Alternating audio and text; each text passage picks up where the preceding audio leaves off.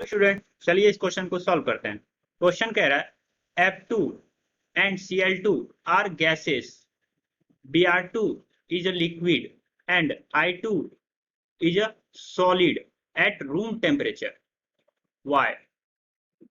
यानी क्लोरीन और chlorine gas है और Br2 यानी ब्रोमीन लिक्विड है और I2 सॉलिड है, iodine, at room temperature. Why? इस क्वेश्चन में जो की कॉन्सेप्ट यूज होगा वो है London dispersion forces. London dispersion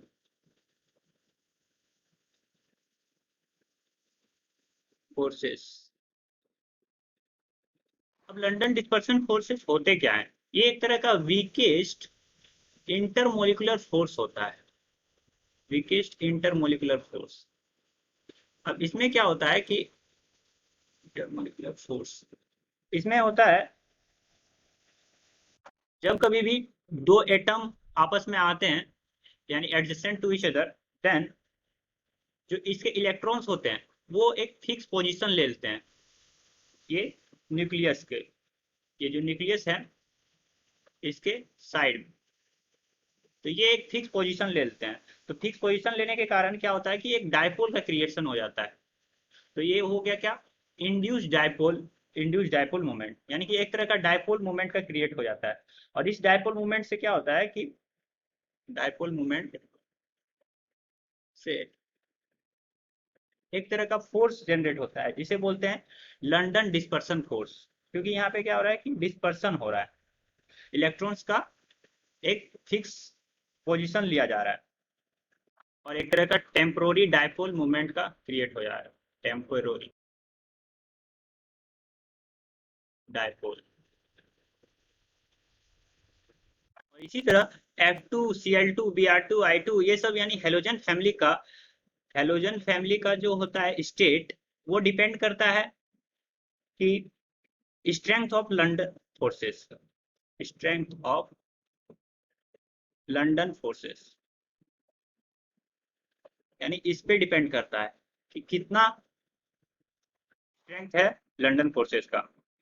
अब बात करते हैं कि F2 एंड Cl2 की। F2 एंड Cl2 की, तो इसमें क्या होता है कि the atoms are held closer. Atoms क्या होते हैं? बहुत ही क्लोजर होते हैं। अब क्लोजर होने के कारण क्या होता है कि ये न्यूक्लियस से बहुत टाइटली बाउंड होते हैं। टाइटली बाउंड विथ न्यूक्लियस और टाइटली टू द न्यूक्लियस। अब क्या होता है कि due to small atomic radius, यहाँ पे एटम्स तो इसका रेडियस जो है बहुत छोटा होता है। एटॉमिक रेडियस स्मॉल होने के कारण ये क्या होता है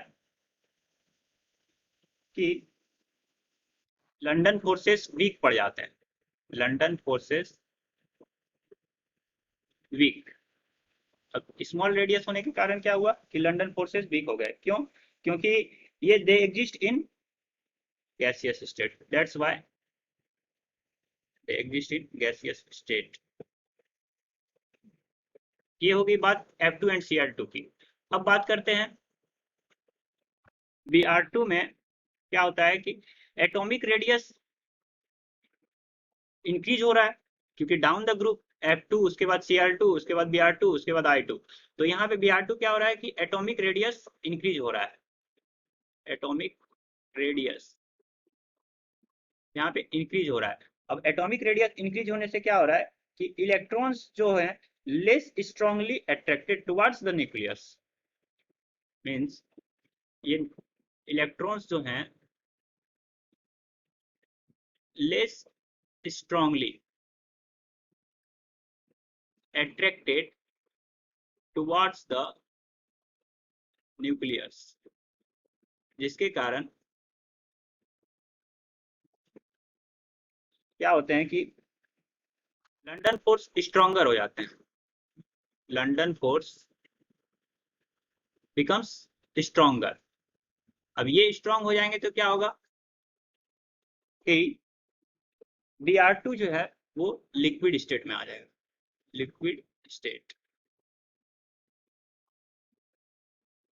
अब की बात करें I2 की, तो इसके केस में क्या होता है कि ये strongest amount of London forces, क्योंकि ये ग्रुप में सबसे नीचे है, तो इसलिए इसका एटॉमिक रेडियस बहुत ज्यादा होता है, तो very large atomic radius. Very large atomic radius होने के कारण क्या होगा कि इलेक्ट्रॉन्स जो हैं वो इजिली डिस्टॉर्टेड हो जाएंगे, इजिली डिस्टॉर्टेड। अब इजिली डिस्टॉर्टेड होने के कारण क्या होगा कि ऐसा इसलिए हो रहा है क्योंकि इलेक्ट्रॉन्स जो हैं not close to the nucleus और न्यूक्लियाई, तो जिसके कारण ये strongest amount of London forces, strongest London forces, that's why I2 is solid. और ये जितना भी बात किए हैं ये सारे रूम टेम्परेचर पर है, ये सारे रूम टेम्परेचर पर, तो इसलिए हमारा फ्लोरीन और क्लोरीन ये गैसियस स्टेट में आ गया, that is fluorine and chlorine are in gaseous state, and Br2 is liquid state, and last one is I2, that is iodine, in solid state. I hope this is clear to you. Thank you.